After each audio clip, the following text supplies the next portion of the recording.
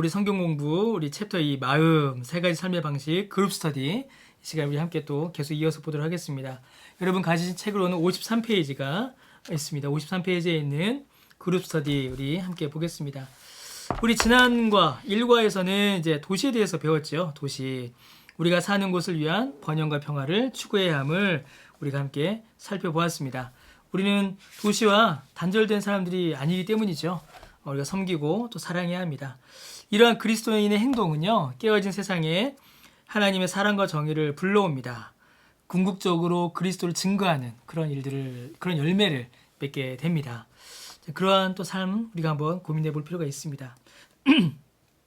우리 성경 본문 연구 우리 들어가서 성경을 좀 살펴보도록 하겠습니다. 누가복음 18장 9절에서 14절의 말씀 보겠습니다. 누가복음 18장 9절에서 14절입니다.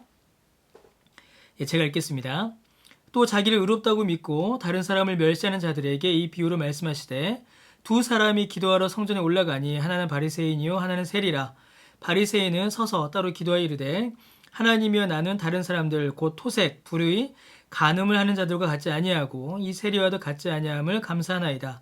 나는 일에 2번씩 금식하고 또 소득의 11조를 드리나이다 하고 세리는 멀리 서서 감히 눈을 들어 하늘을 쳐다보지도 못하고 다만 가슴을 치며 이르되 하나님이여 불쌍히 여기소서 나는 죄인으로소이다 하였느니라. 내가 너희에게 이르노니 이에 저 바리새인이 아니고 이 사람이 의롭다 하심을 받고 그의 집으로 내려가느니라. 무릇 자기를 높이는 자는 낮아지고 자기를 낮추는 자는 높아지리라 하시니라. 우리 잘 아는 본문이죠. 우리 바리새인과 세리가 기도하는 예수님의 그 비유의 말씀입니다. 1번 보겠습니다. 바리새인은 자신에 대해서 무엇이라고 말하는가? 바리새인은 유선자인가? 이에 대해 토론하라 되어 있어요. 우리 11절, 12절이지만 이제 9절에서 12절을 좀 보겠습니다. 자기를 의롭다 믿고 다른 사람을 멸시하는 자들에게 예수님께서 말씀하시죠. 그러니까 지금 이 바리새인은 자기를 의롭다라고 믿고 다른 사람을 멸시하는 자들이에요. 그러니까 우리 앞에서 봤던 그 홈스터디의 내용을 살펴보면은 어떻게 보면 종교적인 사람이고 어떻게 보면 비종교적인 사람일 수도 있어요. 왜냐면 다른 사람들보다 내가 의롭다라고 믿고 다른 사람을 이제 무시하고 멸시하기 때문이죠. 자, 그런데 어떤 사람이냐면 11절에 보니까 서서 따로 기도해 이르되 하나님 나는 다른 사람들 토색 불의 간음 안 합니다. 다른 사람들처럼 안 합니다. 또 세리와도 다릅니다. 나는 일에 2번씩 금식하고 소득의 11조를 드립니다. 이렇게 설명합니다. 이 사람은 방금 말씀드린 것처럼 자기를 의롭다고 믿고 다른 사람을 멸시하는 자예요. 더하여서 그의 기도를 보면요. 하나님 이러이러해서 감사합니다. 뭐 이런 게 아니라 내가 무엇을 했습니다를 얘기해요. 그러니까 자기 중심이죠. 내가 한 일을 더 하나님 앞에 말합니다. 기도가 아니라 사실은 자랑이죠. 하나님 내가 이런 거 했어요. 라고 자랑하고 있는 거죠. 그리고 이 사람의 삶을 보면요. 굉장히 윤리적인 삶입니다. 토색, 불의, 간임 안 했잖아요. 그리고 경건한 삶이에요. 금식. 일주일에 한 번만 하는 금식을 이 사람 2번 하니까요. 그리고 소득의 11조. 잘했답니다. 11조는 구제 헌금이거든요. 그 당시 원래 11조 구제로 쓰였으니까 11조를 잘했다라는 말은 이 사람이 구제의 삶도 열심히 살았다는 얘기예요. 그러니까 종교적인 삶이죠. 그의 삶은 부족한 게 없었습니다. 그런데 그 모든 것들을 모아보니 하나님이 아닌 자기 중심성을 가지고 있어요. 지금 자기를 드러내고 자기를 하나님 앞에 주장하고 있습니다. 자, 이 바리새인이 생각하는 의로움은 무엇인가? 그들은 그것을 어떻게 성취하는 것이라고 생각하는가? 보겠습니다. 우리 9절과 11절 말씀 다시 보죠. 자기가 의롭다라고 믿고 있고요. 행위, 경건, 구제를 막 이야기합니다. 이 사람은 자신이 행한 외적인 형식, 외적인 행위를 굉장히 주장하고 있고요. 이것을 통해서 나는 의롭다라고 믿고 있고 또 비교하고 있습니다. 상대적인 우월성을 갖고 있어요. 곧 다른 사람들과 같지 않다. 특히 이 세리와 다르다. 나는 이 세리와 비교했을 때 나는 훨씬 의로운 사람이다 라고 지금 자기를 설명합니다. 그러니까 외적인 행위와 상대적인 우월성을 지금 드러내고 있는 거죠. 그러니까 사람을 기준으로 놓고 다른 사람을 기준으로 놓고 내가 저 사람보다 더 의롭다. 지금 이렇게 판단하고 있는 겁니다. 3번 보실까요? 3번. 세리가 13절에 세리가 기도한 내용은 일반적이지 않습니다. 영어 성경에는요. God have mercy on me, a sinner 이렇게 돼 있어요. 그러니까 하나님이여 불쌍히 여기소서 나는 죄인으로서이다 이렇게 번역되어 있죠. a sinner. 그러니까 죄인 중에 하나다 이렇게 돼 있어요. 근데 헬러 원문에는요 정관사가 사용되어 있습니다. 하나님 나를 불쌍히 여기소서 나는 바로 그 죄인입니다. 나는 진짜 죄인입니다. 나는 죄인입니다. 라고 자기를 딱 정해요. 여러분 이 태도 여러분 무엇을 배울 수 있을까요? 죄인은 이 세리는 나는 한 명의 죄인이 아니라 그냥 죄인입니다예요. 죄인입니다. 다른 사람들과 비교할 필요도 없고 남들보다 더 잘했다 뭐 이런 게 또 아니고 그냥 나는 죄인이다. 내 본질이 내 정체성이 그냥 죄인임을 지금 인정하고 있는 겁니다. 세리와 다르죠. 세리는 다른 사람과 비교해서 내가 의롭다라고 했는데 지금 이 세리는 그냥 자기를 죄인이라고 보는 겁니다. 이게 진짜 하나님 앞에 회개의 모습이다라고 할 수 있습니다. 토마스 왓슨이라는 목사님이 이제 쓰신 책에 회개의 6가지 특징이 있어요. 이렇게 6가지입니다. 죄를 보는 거, 죄를 슬퍼하는 거, 고백하는 거, 부끄러워하는 거, 미워하는 거, 돌이키는 거 이렇게 6가지 특징이 있는데 지금 이 세리는 죄를 실체적으로 바라보고 있는 거죠. 내가 죄인이라는 사실을 실체적으로 바라보고 하나님 앞에 그것을 인정하고 있는 겁니다. 존 스토트는요 이렇게 썼습니다. 칭의는 법정에서 주로 사용하는 법률 용어다. 이는 정죄에 정확히 반대다. 정죄는 유죄 선언이죠. 근데 칭의는 무죄 선언입니다. 의롭다라고 하는 거예요. 성경에서 이 칭의는요 사람의 행동이 아니라 하나님의 행동입니다. 자기 스스로는 자신을 의롭다라고 할 수 없는 사람을 하나님께서 의롭다라고 불러주시는 거예요. 그게 칭의입니다. 죄인을 하나님과 하나님 자신과 바른 관계에 이르게 하기 위해서 하나님께서 은총을 베푸시는 것 이게 칭의예요. 누굴 통해서요? 예수 그리스도를 통하여서.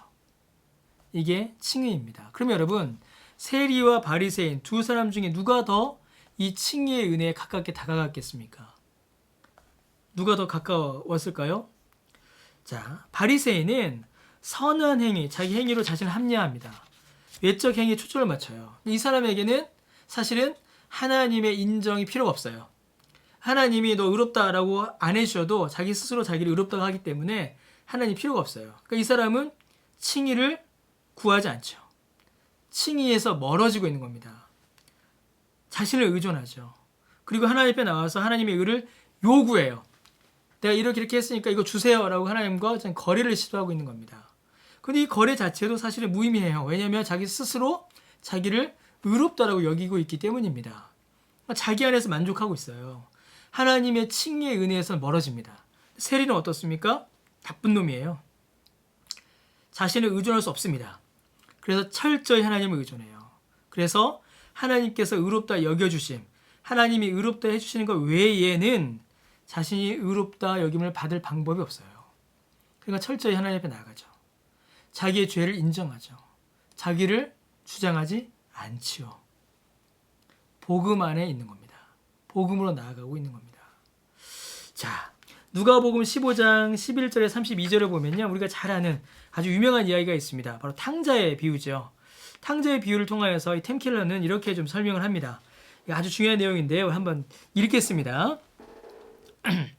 만일 우리 마음의 가장 깊은 곳에서 만일 내가 충분히 착하다면, 만일 내가 충분히 친절하다면, 만일 내가 기준에 맞게 산다면 나는 가치 있는 존재일 거야 라고 말하고 있다면, 그렇게 생각하고 있다면 그것은 종교의 작동 원리이다. 복음적 신앙이 아니라는 겁니다. 비종교의 기본 작동 원리는 나는 나 자신 외에 아무에게도 순종할 필요가 없다. 이건 비종교, 하나님을 거부하는 거죠.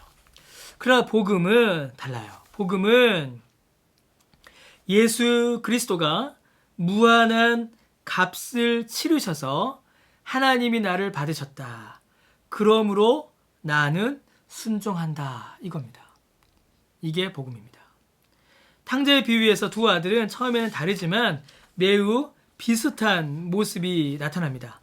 한쪽은 창기를 좋아하고 다른 쪽은 도덕을 좋아해요. 그러나 그들의 마음은 결국 같았습니다. 둘 다 아버지의 재산을 사랑했어요. 그들은 아버지의 재산을 가지기 위해서 각각 전략을 세운 겁니다. 작은 아들은 나쁜 놈이 된 거고요. 큰 아들은 좋은 사람이 되는 겁니다. 작은 아들은 나쁜 사람이 되어서 아버지 재산을 가지려고 한 거고, 큰 아들은 좋은 사람이 되어서 아버지의 재산을 가지려고 한 겁니다. 둘 다 아버지의 재산을 사랑하죠. 둘 다 아버지와는 단절됩니다. 작은 아들은 영적으로 방황하여 집을 멀리 떠났고, 큰 아들은 집에 있으면서도 영적으로 방황한 겁니다. 예수님께서는 둘 다 틀렸다라고 하십니다. 그리고 다른 길을 제시하십니다. 하나님의 사랑으로 시작된 복음입니다. 둘째 아들, 창기를 좋아했던 나쁜 아들이 구원받습니다. 왜냐하면 그는 자기의 의를 주장하지 않고 아버지 앞에 엎드려 회개했기 때문입니다. 자기의 잘못을 인정하고 자신을 자랑할 만한 것이 하나도 없고 자신을 의롭다 여길 만한 것이 하나도 없음을 인정했기 때문입니다. 여러분은 첫째 아들이십니까? 아니면 둘째 아들이십니까? 복음으로 변화되어 우리의 참된 맏형이신 예수 그리스도 형상으로 변화되고 있으십니까? 여러분 어떠십니까? 자, 여러분에게 새롭게 다가온 것은 무엇입니까? 이를 통해 어떤 질문이 생각나셨나요? 저는 착한 일도 나쁜 일이 될 수 있다라는 게 참 마음에 깊이 다가옵니다. 큰아들이 착한 의도를 가졌잖아요.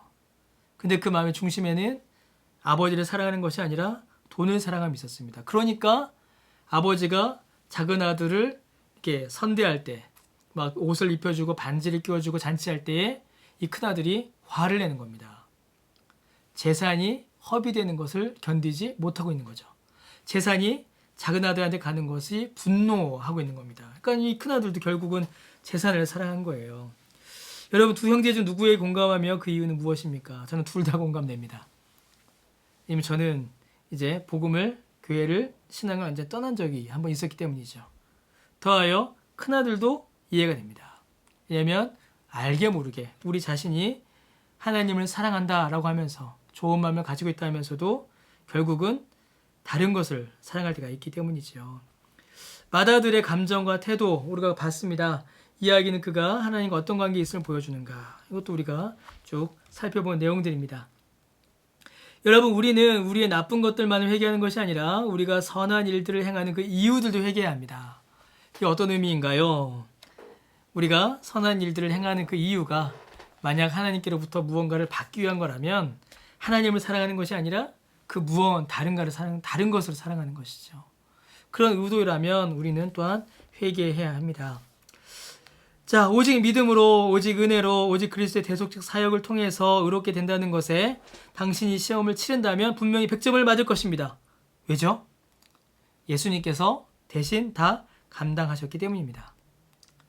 만일 우리가 오직 은혜로 의롭다 하심을 받는다면 선행, 도덕적 노력 또는 다른 무엇으로 되는 것이 아니라면 도대체 순종과 회개의 삶을 사는 동기부여는 어디에서 오는 것입니까?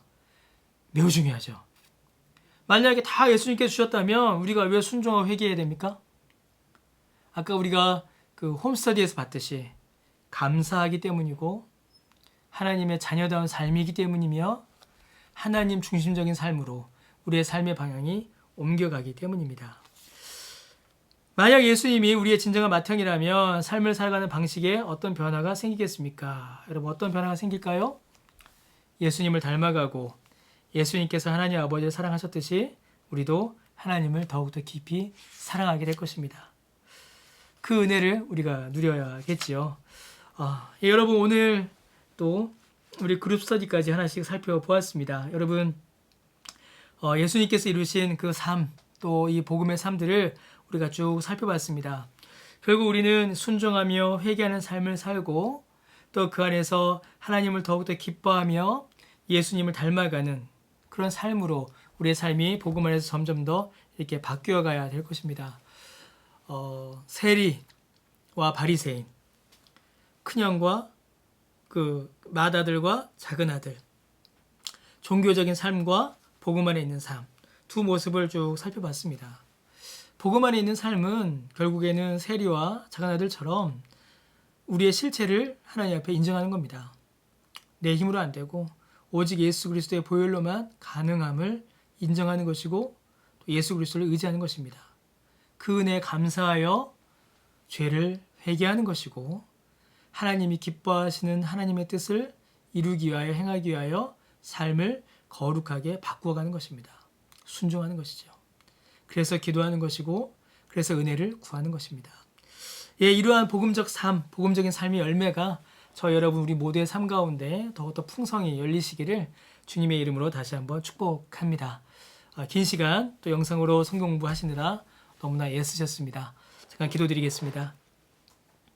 하나님, 우리가 종교적 삶이 아니라 복음 안에서 사는 복음의 삶을 사는 우리 모두 되게 하여 주옵소서. 우리를 거룩하게 하신 예수 그리스도의 그 십자가의 공로를 의지하여 주님 기뻐하시는 거룩한 삶을 살아가고 회개의 열매를 맺어 우리의 삶이 주님을 더욱더 닮아가는 우리 모두가 되도록 은혜 내려 주옵소서.